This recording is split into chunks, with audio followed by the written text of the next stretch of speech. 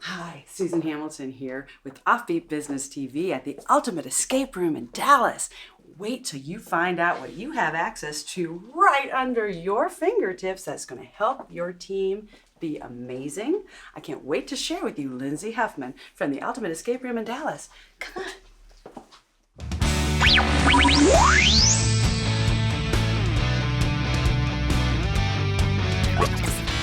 You're listening to the OffBeat Business Show, rebuilding American business influence locally, nationally, and abroad, bringing you experienced insight for a strong, influential brand and successful life in business. Here's your host, Susan Hamilton.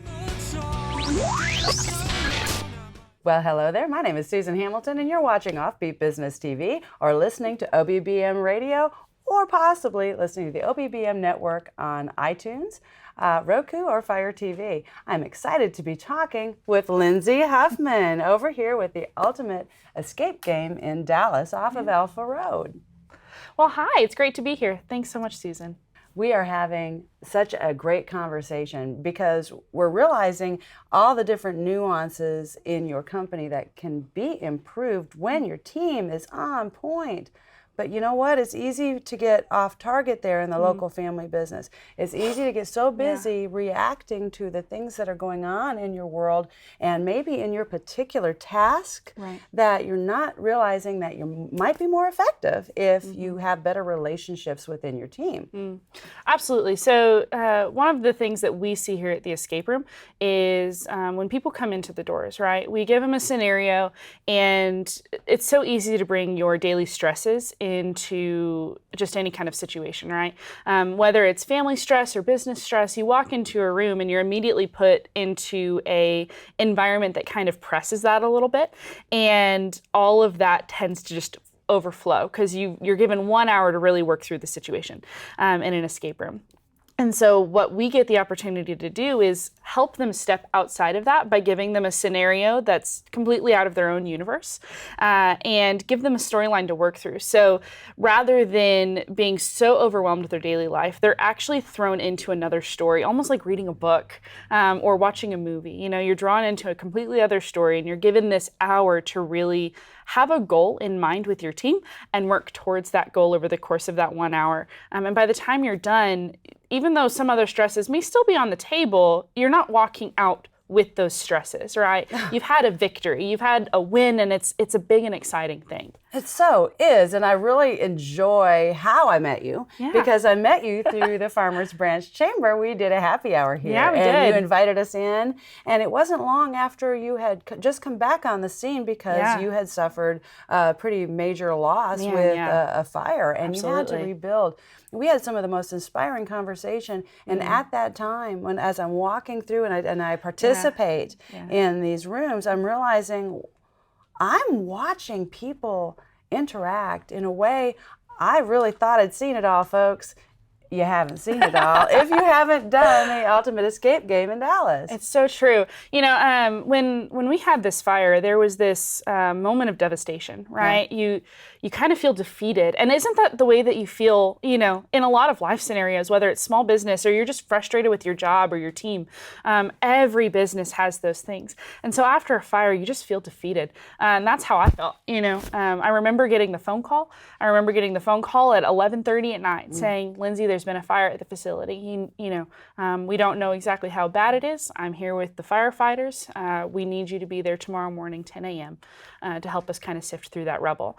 And walking through the facility the first time after the fire, and you know, you're just almost overwhelmed by emotion because you don't really know what you're about to face, and you don't really know what the days ahead are going to hold for you. Down to, you know, is the facility going to reopen? Are we going to be able to come back from this? What are the finances like? What does it look like even job-wise? Are we still going to have a job past the next week? You know, and so you have all of these moments of just sheer devastation. How do we come up from this? You know, the facility was flooded with water. The walls were black and charred. Our props, a lot of them were burned. And we see a lot of teams come in with baggage, right? Yeah. Similar to the baggage that we faced at that moment. And these teams have this capability of starting to mesh together, because what they're doing is there's a puzzle in that room, and someone has an idea and someone else adds to that idea, and then the third person voices what they think how that puzzle should be solved. And all of a sudden, these three people who maybe are just having a rough day in general, all of a sudden have solved something together, and it shifts the entire game. And I love the levity that adds, because guess what? They may not solve the problem. Right, exactly. And they may not. And so how do you interact in a group when there's some tension happening because it's not going the way you want to? Now, the levity that this environment provides is chill out.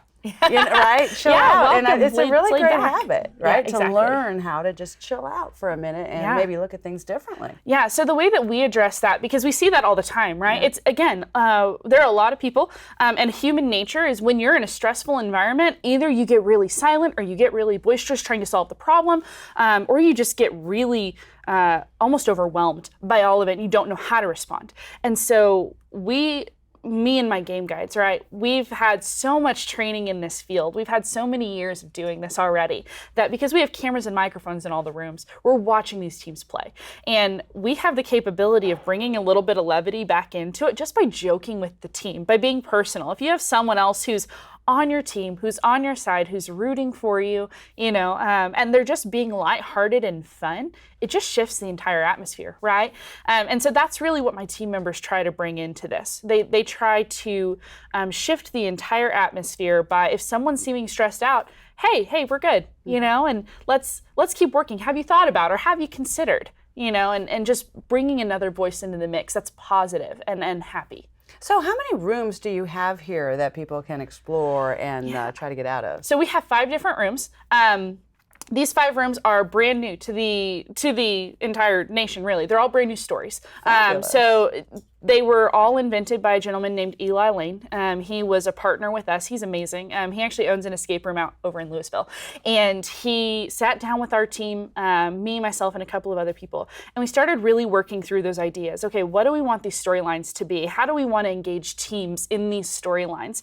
How many rooms are going to be a part of these games? Because just because you have a game doesn't mean it's one room. Oh, it's certainly. That's what I've noticed. You're moving from space to space, and you've made all the spaces interwoven very creatively. Thank you. Yeah, and one of the best things that we do is by allowing you guys to move from space to space, but never be completely out of it, where you might have to go back to a room to solve another puzzle as you move through the game. We've created a dynamic environment.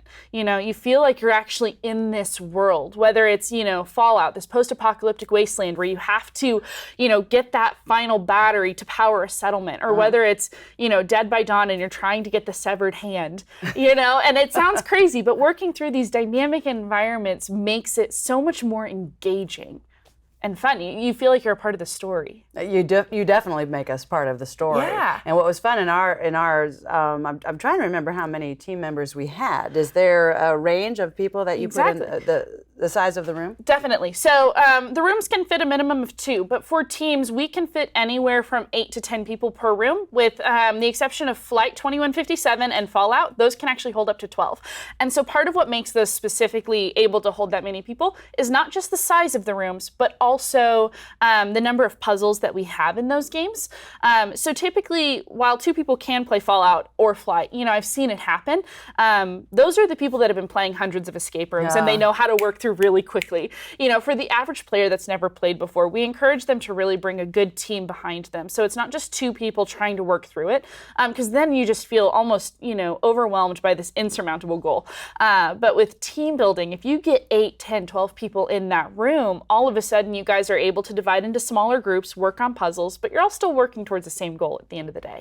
I think there's a common sense understanding that, hey, if you work together on something, you're going to get better at it. Definitely. But as we were talking earlier, you were showcasing a way that the CEO and the management can start understanding how to work with their own team better and witness things and dynamics that maybe they hadn't seen before. Talk a little bit about that. Absolutely. So at our facility, we have what we call a control room or an observation room, and we have cameras and microphones in all the games, but that's what we get to, that's how we are allowed to see everybody play the games, and that's how we engage with them and know what they're saying.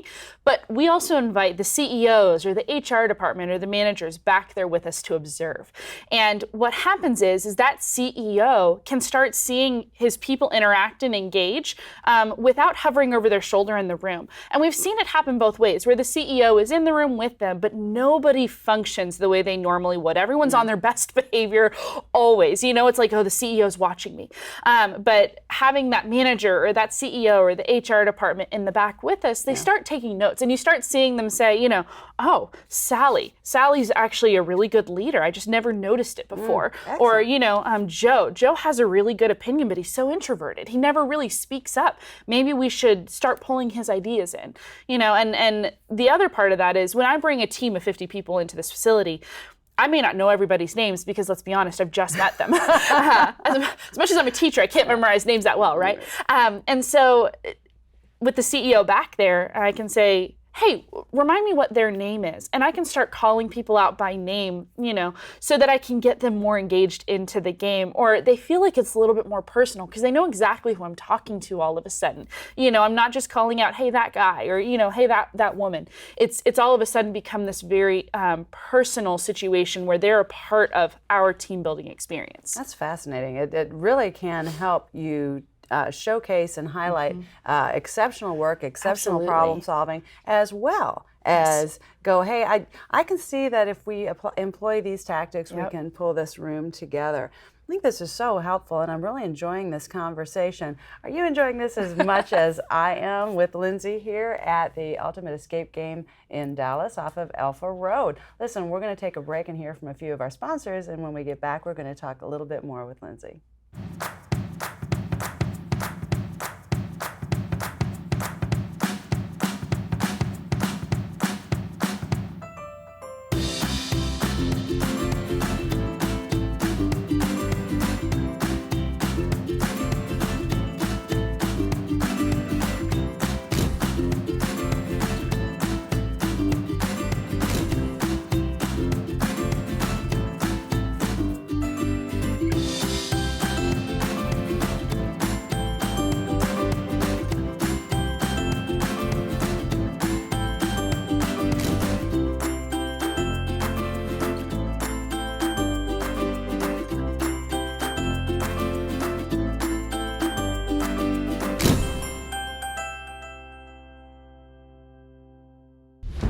The American business economy is positioned as it has never been before.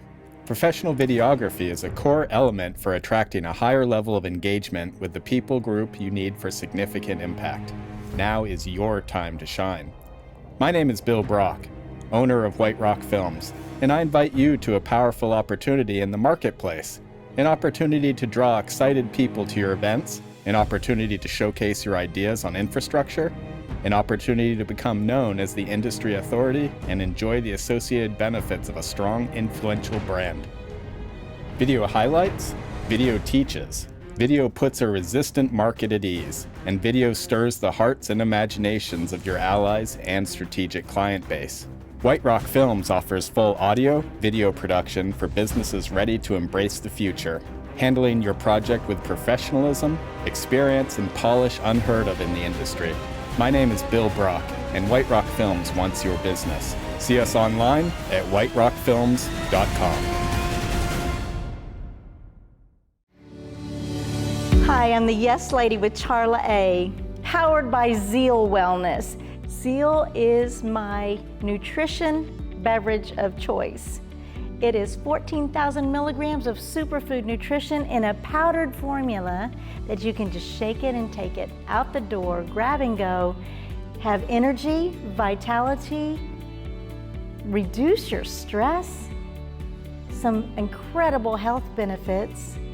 It's incredibly cost effective, and it is going to change your life. I'd love for you to join me. Go to charla.zealforlife.com, charla.zealforlife.com. Join me in being healthy, focused, full of energy, tastes great.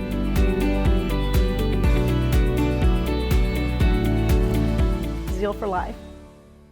Well, welcome back. I'm talking with Lindsay Huffman with the Ultimate Escape Game Dallas off of Alpha Road, and we're talking about some of the wonderful things that a corporation can understand about their employees, or even a local family business, about what's going on with the dynamics when it comes to problem solving that are uniquely really handled here in these escape rooms. Yeah.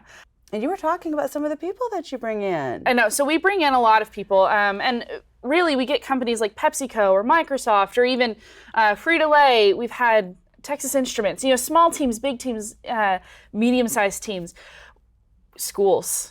We get a lot of schools, Talked about that for just a second, because I really love that. So we even just a couple of weeks ago, I had 110 children in this facility around 8 o'clock on a Friday night. And wow, that's such an understatement. Wow. They actually come every year. We're kind of a part of their roster. They do a big trip down to Dallas. And that's not the only school that comes. We have a lot of schools that consistently are here that come once a year. They bring their kids, or even just the teachers come and team build. But part of that is when training a child how to think critically and problem solve in a way that's outside of the box and outside of the classroom, it's difficult to do. And so we've given teachers the capability of doing that here. All of our rooms are family friendly. There's nothing that you'll find in the rooms that would make anyone question, what their child is learning. All of our rooms are family friendly. All of the puzzles are family friendly, and they provide a critical thinking compared with, it's not all easy puzzles, but it teaches them how to work through steps, okay, this is the first step of the puzzle, now I have to take it to this step. And getting the students to have that light bulb, that click. It's one of the best things to see. With that said, teachers, it's a very similar thing. Teachers get so stuck in their day-to-day. It's so easy to, okay, I have to create my lesson plan, I have to teach, all right, my day's over. Okay, I have to grade, I have to create my lesson plan, I have to teach, my day's over. And it's just they're so stuck in that rut. And so having these teams of teachers come in and start working together, it helps their teams become better. And if their teams function better, then their students learn better at the end of the day. It's so important. And I really love your focus on that, because a lot of people are concerned about the engagement of the younger generation. Yes. What are we going to do when it comes to the leadership of our cities and our communities? So what are we going to do about the leadership of our company? A lot of the local family business have been building for the next generation who may not even realize they have an interest in doing so. And a lot of those things are coming up over and over and over again. Yes. But when you put them together in an environment like that, and that critical thinking comes on, because wouldn't you say, Lindsay, especially with your history as teaching social media at DBU, you're no stranger to the social media landscape, and how it can really paralyze that critical thinking, right? Absolutely. It can just totally monopolize someone's time, and really, no matter how old you are, that can be a struggle. It's so true. Well, and one of the coolest things about our rooms, right, is there's no phones. There's no phones. And we tell them, you don't need your cell phones in this environment. Yeah. There's nothing that you could look up online that will help you solve this problem, right? You come into this room, we give you the knowledge that you need in the room to solve it. And what's cool about that, whether it's a team building, whether it's students learning how to critically think, whether it's teachers learning how to function more cohesively, they're put in this environment and they're all on the same level all of a sudden. If you're to go do team building at a ropes course, you have people who are afraid of heights, you have people who don't want to be outdoors, you have people who don't like to be sweaty, and nobody's on the same level, right? When you come to my escape room, you're all given the exact same knowledge ahead of time. You're all given this starting ground that's even. Right? And all of a sudden, the team gets to be on the same page for once. At the very, very start of solving that problem, you're on the same page. And, having these students in here, and they don't have phones, and they don't have to use them, and they can just engage with each other for an hour outside of the technological devices, it completely shifts that education. And I would say it probably rewires. It absolutely rewires the brain. Rewires. That's huge, and families are looking for that. Yes. And so I can see that this is a big benefit to a family wanting to come in here and explore new ways to spend time together. Yes. Something that's going to cause them laughter for a very, very long time, and you know, and you've got some wild hours. I mean, you do accommodate. Oh, absolutely. We, as far as being open goes, you know, we're open pretty much Monday through Sunday during the summer for sure, because we have a lot of people that this is what they do when they travel. You know, they love to just come squeeze an escape room in while they're traveling, and so we're open pretty much from 12 in the afternoon until late in the evening, and just accommodating those customers. With that said, you know, I've had enthusiasts, people that have played hundreds of escape rooms. Just a couple of weekends ago, you know, this lady calls me up and she says, "Hey, how can I play all 5 of your rooms when they're at different times? You know, when they're not scheduled out in a way that I could just play them sequentially, you know?" And it's no problem. I can fix that for you. What times do you want to play the rooms? Let me see if I can get staff, you know? And so we start helping these people, you know, make sure that they can play these games. And so even though we have specific, you know, set hours, for us, there's always flexibility in that. We're always willing to find a way to be open if we can for our customers. Girl, you have so much passion you bring to the marketplace. Thank you. I am really thrilled about that. You know, you bring back this whole, we're going to start over. We've been through devastation. Cool. We've seen that tough stuff. And local family business, we talk about that all the time. They've had a few setbacks. There's no such thing as going through your life and business and your journey in life and community and not having to deal with something that seems so extreme you could never come back, because a lot of people could have folded up. Absolutely. Right? You didn't have to keep going. Absolutely. Something makes you realize, hey, no, this has more to do with what it means to be here. Yeah. What it means to have this type of a business in this arena. Absolutely. Well, so, you know, part of walking through a devastation like a fire, and trying to work through, is coming back an option.